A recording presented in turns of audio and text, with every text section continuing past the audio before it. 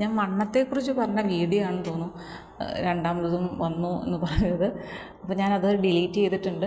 ഇപ്പോൾ ഇനി വണ്ണം ഇല്ലാത്തവരുടെ ഒരു പ്രശ്നം, എൻ്റെ ദൈവമേ, ഈ വണ്ണമില്ലാത്തവർക്കാണ് ഏറ്റവും കൂടുതൽ പ്രശ്നമെന്ന് ചില സമയത്ത് എനിക്ക് തോന്നാറുണ്ട്. ഞാനും ഒക്കെ വണ്ണമില്ലാത്ത ടൈപ്പായിരുന്നു കേട്ടോ. ഇപ്പോഴായാലും എൻ്റെ അനിയൻ ഇച്ചിരി വണ്ണം എന്തിനാ വണ്ണം വണ്ണം ഇഷ്ടമല്ല, എന്തിനാ വെറുതെ വണ്ണം വെച്ച് കഴിഞ്ഞാൽ അസുഖങ്ങൾ പെട്ടെന്ന് വരും, പിന്നെ നമുക്ക് മടിയും കൂടും എന്നൊക്കെയാണ് പറയുന്നത്. അപ്പോൾ ആ ഒരു അവൻ്റെ ആ വാക്കുകൾ ശ്രദ്ധിക്കുക എന്നുള്ളത് എൻ്റെ ഒരു വീക്ക്നെസ്സാണ്. ഞാനെപ്പോഴും അതൊന്ന് മെയിൻറ്റെയിൻ ചെയ്യാൻ ശ്രദ്ധിക്കുന്ന ഒരാളാണ്.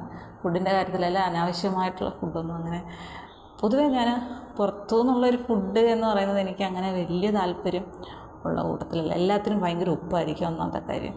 അതായത് പുറത്തോട്ട് പോയാലും നമ്മൾ എവിടുന്നെങ്കിലുമൊക്കെ ചായ കുടിക്കുക എന്ന് പറഞ്ഞാൽ പോലും എനിക്ക് ഭയങ്കര ബുദ്ധിമുട്ടാണ്. ചായ കുടിക്കേണ്ടത് ഞാൻ പറയും കട്ടൻ മതി എന്നുള്ള ഒരു കൺസെപ്റ്റാണ്. മാക്സിമം വെളിയിൽ നിന്ന് ഫുഡ് കഴിക്കാതിരിക്കാൻ ഇഷ്ടപ്പെടുന്ന ഒരാളാണ്. എന്തെങ്കിലും ഫംഗ്ഷനൊക്കെ വരുമ്പോഴത്തേക്കും അപ്പോഴും നമ്മൾ കുറേ കാര്യങ്ങളൊക്കെ മാറ്റി വെച്ച് കഴിഞ്ഞാൽ കഴിക്കും എന്നുള്ളതല്ല. എനിക്ക് എന്തായാലും വീട്ടിലുണ്ടാക്കുന്ന ഫുഡാണ് ഇഷ്ടം. കുറച്ച് പച്ചക്കറികളുടെ വിഭവമാണ് കൂടുതലിഷ്ടം. അങ്ങനെയാണ് എൻ്റെ ഒരു മനസ്സ്. അപ്പോൾ ഫുഡ് ഞാനൊക്കെ തീരെ മെലിഞ്ഞിട്ടായിരുന്നു, നല്ല മെലിഞ്ഞിട്ട്. അപ്പോൾ എല്ലാവർക്കും എന്താ, പിള്ളേരൊക്കെ നല്ല വണ്ണം വെച്ചിരിക്കണം എന്നുള്ളത്. എൻ്റെ അപ്പച്ചിയാണെങ്കിൽ ഓരോ പ്ലേറ്റ് ചോറ് അവിടെ നിന്ന് പഠിച്ചുകൊണ്ട് പ്ലേറ്റ് നിറയെ ചോറ് ഇങ്ങനെ ഒരു മല പോലെ എടുത്ത് വെച്ച് തരും. എന്നിട്ട് കുറേ കറികളും കാണും, കഴിച്ചോണം. ഞാനും ഇത് ഇത്രയോ മുഴുവനും കഴിച്ചോണം എന്ന് പറയുന്നത്. ദേഷ്യപ്പെട്ട് 2 ചാട്ടം കൂടെ ചാടി കഴിയുമ്പോൾ നമ്മൾ എങ്ങനെയെങ്കിലും അത് കഴിച്ചു പോകും. അങ്ങനെ കഴിച്ചിട്ടുണ്ട്. അങ്ങനത്തെ പേടിച്ചിട്ടാണ്. ചില കുട്ടികളുണ്ട് ഒട്ടും വണ്ണമില്ലാതെ പെൻസിൽ പോലെ ഇരിക്കുന്നത്. ഇവിടെ ഹസ്ബൻഡിൻ്റെ ഒരു ബന്ധുവുണ്ട്, ഇതുപോലെ തന്നെ വെറും കോല പോലെ ഇരിക്കുന്നത്. അവൻ കുറേ ആൾക്കാരൊക്കെ കളിയാക്കുമ്പോൾ ഞാൻ പറയാം അങ്ങനൊന്നുമില്ല, നമ്മളെന്തായാലും വലുതായി വരും.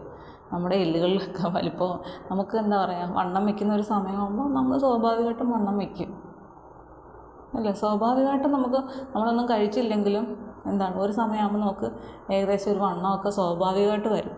അതുവരെയൊക്കെ ഇങ്ങനെ പോകും. നമ്മളെല്ലാവരും ഒരുപാട് ഫുഡ് കഴിച്ചാലെങ്കിൽ മാത്രമേ വണ്ണം വയ്ക്കൂ, അങ്ങനൊന്നുമില്ല. അപ്പം വണ്ണം ഇല്ലാത്തതാണ് ഏറ്റവും നല്ലത്. സ്വതന്ത്രമായിട്ട് നടക്കാനും ഓടാനും ഒക്കെ പറ്റുമല്ലോ അല്ലേ. വണ്ണം കൂടുന്തോറും നമുക്ക് നടക്കാനും ബുദ്ധിമുട്ട് അല്ലേ, ജോലി ചെയ്യാനും ബുദ്ധിമുട്ട്, എല്ലാത്തിനും ബുദ്ധിമുട്ടാണ്. വണ്ണമില്ലെങ്കിൽ നമ്മൾ കൂളായിട്ട് പോവാം. പിന്നെ നമുക്കറിയാലോ, ഒരു നിശ്ചിത പ്രായം എത്തുമ്പോഴത്തേക്കും ഇല്ലെങ്കിൽ നമ്മൾ എന്തെങ്കിലും കഴിക്കുന്ന മരുന്നിൽ നിന്ന് തന്നെ നമുക്ക് ഷുഗർ എന്നുള്ള പറയുന്ന അസുഖം നമുക്ക് വരും. ആ ഷുഗർ വന്നു കഴിഞ്ഞാൽ സ്വാഭാവികമായിട്ടും മിക്കവാറും എല്ലാവർക്കും നന്നായിട്ട് വണ്ണം കുറയും. അപ്പം അതും ഒരിതാണ്. അപ്പോൾ നമുക്ക് വണ്ണം സമയമാകുമ്പം കുറയാനുള്ള ചാൻസും ഉണ്ട്, ഒരു സമയമാകുമ്പം കൂടാനുള്ള ചാൻസും ഉണ്ട്. അതുകൊണ്ട് വണ്ണം ഉള്ളവരും വിഷമിക്കേണ്ട, വണ്ണം ഇല്ലാത്തവരും വിഷമിക്കേണ്ട. വണ്ണം ഉള്ളത് മോശമാണോ എന്ന് ചിന്തിക്കേണ്ട. ചിലരുടെ വണ്ണമാണ് അവരുടെ ലുക്ക് അല്ലേ. എത്രയോ ഉദാഹരണങ്ങൾ പറയാം. ചില സ്ത്രീകൾ നല്ല മെലിഞ്ഞിട്ടായിരിക്കും, പക്ഷേ അതിലവർ സുന്ദരിയായിരിക്കും. ചിലർക്ക് വണ്ണം ഉണ്ടെങ്കിലാണ് അവരുടെ ഒരു ഭംഗി. അവർ നല്ല വണ്ണമുള്ള ആൾക്കാർ നല്ല സുന്ദരിയായിട്ടിരിക്കും, പക്ഷെ അവർ വണ്ണം കുറച്ച് കഴിഞ്ഞാൽ അവരുടെ സൗന്ദര്യത്തെ അത് ബാധിക്കും. ഇപ്പം നമ്മൾ മോഹൻലാൽ പറയാം, മോഹൻലാലിൻ്റെ വണ്ണവും മമ്മൂട്ടിയുടെ വണ്ണവും തമ്മിലൊന്ന് കമ്പയർ ചെയ്ത്, രണ്ടുപേരും സുന്ദരന്മാർ അല്ലേ. പക്ഷെ ഒരാൾക്ക് വണ്ണം ഉള്ളതാണ് ഭംഗി, മറ്റേ ആൾക്ക് വണ്ണം ഇല്ലാത്തതാണ് ഭംഗി അല്ലേ. അങ്ങനെയുണ്ട്. അപ്പം വണ്ണമുള്ളതും ഒരു ഭംഗികേടായിട്ടൊന്നും തോന്നണ്ട. സ്ലിം ബ്യൂട്ടി എന്നൊന്നുമില്ല. എൻ്റെ ഒരു കൺസെപ്റ്റിൽ ഞാൻ പറഞ്ഞില്ലേ, എൻ്റെ കൺസെപ്റ്റിൽ പുരുഷനെ സംബന്ധിച്ച് ഇത്തിരി വണ്ണം വേണം, ഇത്തിരി നീളം വേണം. എൻ്റെ കൺസെപ്റ്റിൽ സ്ത്രീയും അങ്ങനെ തന്നെയാണ്. വണ്ണമുള്ള സ്ത്രീയാണ്. വണ്ണം എന്ന് പറഞ്ഞാൽ ഓവറല്ല, വണ്ണം കുറച്ച് വേണം. ഇപ്പോൾ നമ്മുടെ ശോഭന എനിക്ക് ഏറ്റവും ഇഷ്ടപ്പെട്ട ഒരു നടിയാണ്. എനിക്ക് ഇഷ്ടമുള്ള നടിയാണെന്ന് വെച്ചാൽ എനിക്ക് ശോഭന എന്നുള്ളതാണ് എനിക്ക് ആദ്യം വരുന്നത്. ശോഭനയുടെ പഴയ സിനിമകളൊക്കെ കണ്ടിട്ടില്ലേ, എത്ര മെലിഞ്ഞിട്ട് എത്ര സുന്ദരിയായിട്ടിരിക്കുന്നത്. പക്ഷേ ആ ഒരു കാലം എനിക്ക് എന്നും പ്രാക്ടീസ് ചെയ്യുന്ന വ്യക്തിയാണ് അല്ലേ. നൃത്തം എന്നതിലേക്ക് മാത്രം നോക്കിയിരിക്കുന്ന ഒരു വ്യക്തിയാണ്.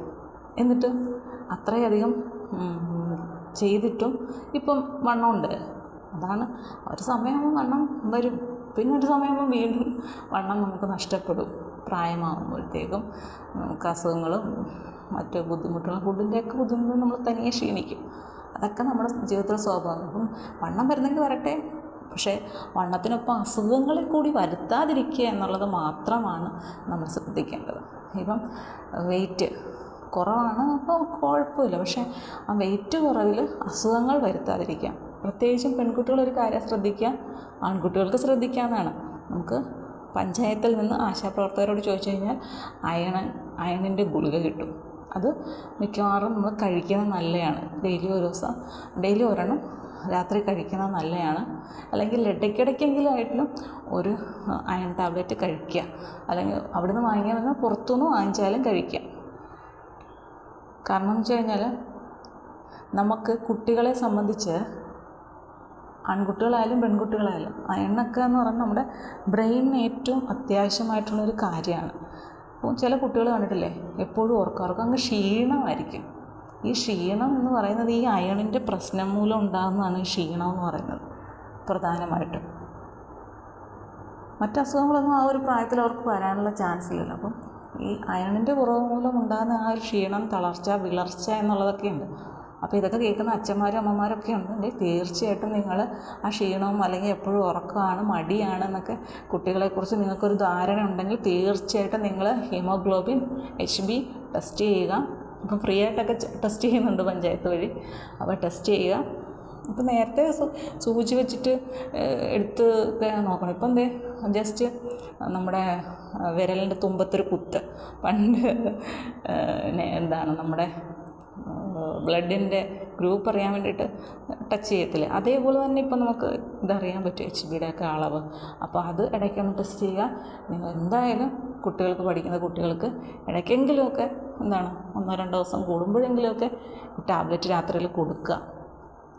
ഞാൻ പറയുന്നതിൽ വിശ്വാസമില്ലെങ്കിൽ തീർച്ചയായിട്ടും ഈ കുട്ടികൾക്ക് ഈ ഒരു ബുദ്ധിമുട്ട് തോന്നുന്നു, പഠിക്കാൻ താല്പര്യക്കുറവ്, ക്ഷീണമൊക്കെ തോന്നുന്നു, അലസതയൊക്കെ തോന്നുകയാണെങ്കിൽ തീർച്ചയായിട്ടും നിങ്ങളൊരു ഡോക്ടറിനെ കാണിച്ചിട്ടായാലും, അപ്പോൾ അവർ പറയുമല്ലോ കാര്യം HB നോക്കുമ്പോൾ നമുക്കറിയാൻ പറ്റും നമ്മുടെ ആ ക്ഷീണം. അപ്പം അത് കൊടുക്കുക. അത് ഏത് പ്രായത്തിലുള്ളവർക്കും കഴിക്കുക. അങ്ങനെ പ്രായ വ്യത്യാസമൊന്നുമില്ല. പിന്നെ ഒരു കാര്യം എന്ന് പറഞ്ഞാൽ ഇതുപോലെ തന്നെ ഉള്ളൊരു കാര്യമാണ് നമ്മുടെ തൈറോയിഡിൻ്റെ പ്രശ്നം. ഈ തൈറോയിഡിൻ്റെ പ്രശ്നം മൂലവും ഇങ്ങനെ ഒരുപാട് ക്ഷീണമൊക്കെ തോന്നും. അപ്പം പുരുഷന്മാർക്കും തൈറോയിഡിൻ്റെ പ്രശ്നം ഉള്ളതാണ്. അപ്പം നിങ്ങളത് ഇടയ്ക്കൊക്കെ ടെസ്റ്റ് ചെയ്ത് നോക്കുക, മരുന്ന് കഴിക്കുക. എന്നാലും നമുക്കൊരു എനർജി ഇങ്ങനെ നിലനിൽക്കുകയുള്ളൂ. നമുക്കും ജോലിയൊക്കെ ചെയ്യേണ്ടതല്ലേ. അപ്പം വണ്ണം ഇല്ലാത്തവരും വിഷമിക്കേണ്ട, വണ്ണം ഉള്ളവരും വിഷമിക്കേണ്ട. ഓക്കെ.